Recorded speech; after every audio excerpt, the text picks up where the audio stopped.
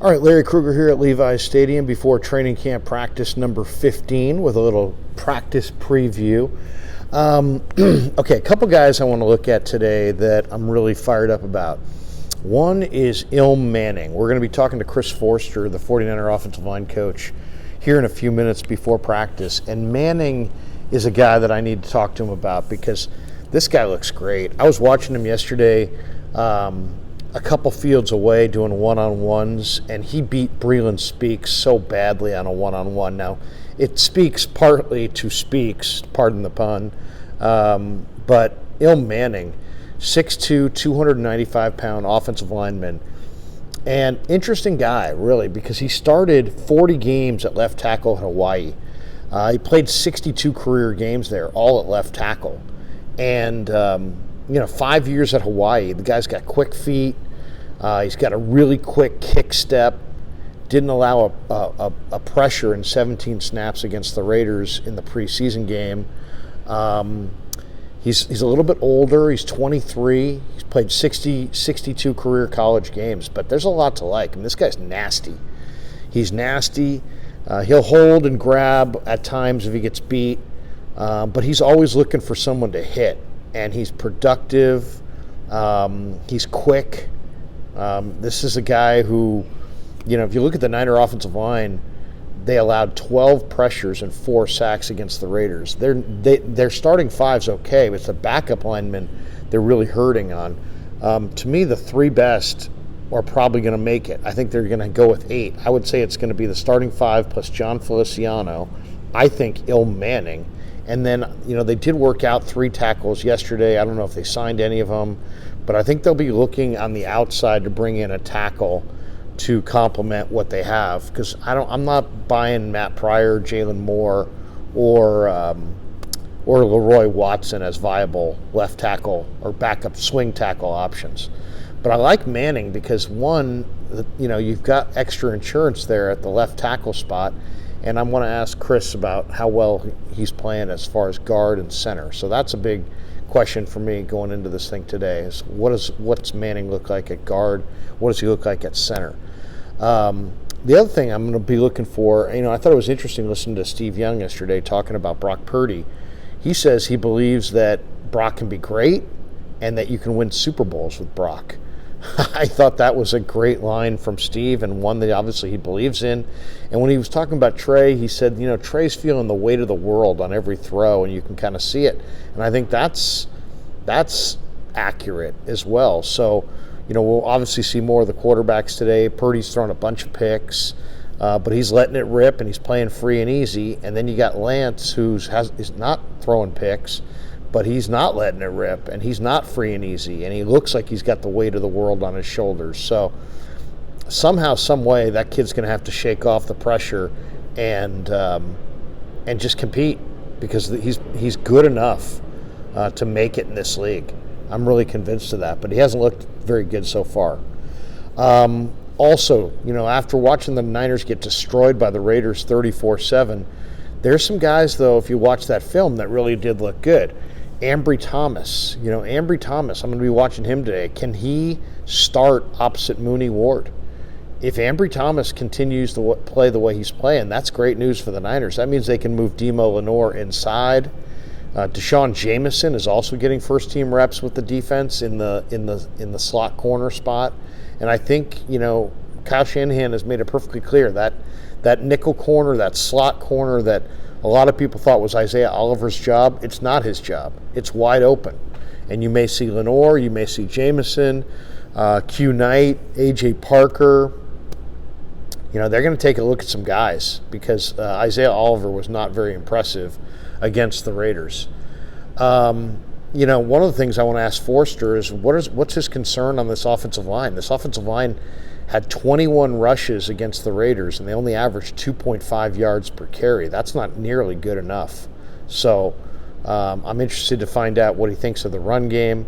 I'm also going to be watching Ronnie Bell today. Ronnie Bell had a 15-yard end around. He had 3 catches for 58 yards. He caught that 37-yard pass from Sam Darnold in the third quarter. Ronnie Bell looks good. Ronnie Bell looks like the rare rookie receiver that's ready to play. And you just don't see that many rookie receivers that are as refined as Ronnie Bell. I'm interested to see if he can keep his momentum going today. Deshaun Jameson really showed that what a mature, patient, veteran-like return man he is, but he's also a really solid corner. I guaranteed a month ago that he's going to make the team. I thought he looked great in the OTAs. I couldn't believe the film that I watched on him after the draft. I couldn't believe the guy went undrafted. So anyway, I'll look for him today. Cleveland Farrell. The Niners only had 2 pressures in the Raider game, and Farrell had one of them. They gotta figure out who their backup D linemen are. And two guys I'll be looking at today that Kerry Hyder kind of shouted out yesterday after practice. That's Marlon Davidson, the tackle, the former Auburn player who's 305 pounds and yet moves like a defensive end. He's got great motor, great quickness, great, in this one gap penetrating, get up the field type scheme. I think Davidson's an ideal fit. So I'm looking for Davidson to stack some days and look good. Robert Beal Jr., to me, had the highlight of yesterday's practice where he beat Trent Williams around the edge and just showed that kind of freakish talent. Now, I want to ask Forster about that as well, but I got tons of hope for Beal. In some ways, I think Beal, opposite Bosa, might be the Niners' best ticket to get a big-time pass rush. Think about it. You got Bosa is going to command doubles, and you got Armstead and Hargrave. Those guys can command doubles. So the guy opposite Bosa is going to get a one-on-one. And if you're going to get a one-on-one, man, give me that guy with the 4.4 speed off the edge who can really burn the edge and make, kind of stretch out that line a little bit. If Beal can do it, man, he's unique. And to me, he's the best physical edge rusher they have. I love Drake, but as far as Drake doesn't have 4.4 speed, this guy's got 4.4 speed, and it shows. So I'm looking at the backup D linemen. I am every day. I'll be studying the one-on-ones today to see who wins. Couple guys that are really playing great ball. That one guy is going to make the team in my mind for sure. The other guy I'm not sure of. One is Jalen Graham. We talked to Graham yesterday after practice. I mean, this kid is what a find. What a find, man. 7th round pick. The guy played the star position at Purdue, which is kind of a hybrid DB linebacker role. He's playing the Mike linebacker. He's wearing the green dot. I mean, he's calling the defense. That's impressive. This kid is impressive. Both him and Winters. Winters could get in a little bit better shape, but man, Winters and Graham are the next great Niner linebacking duo behind Warner and Greenlaw, behind Bowman and Willis, behind anybody you want to go back in time. I love Jalen Graham, man. Jalen Graham is just freaking awesome.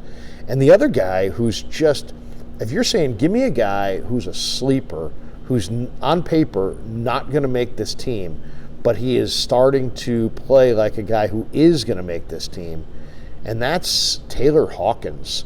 Steve Wilks shouted him out the other day. Couldn't even remember his name. He's like, yeah, one of my favorite guys. And he's like, you could see he was grasping for the name.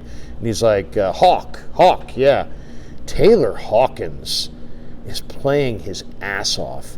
Now, I loved Taylor Hawkins in college a couple years ago. He was a corner in Rocky Long's San Diego State defense.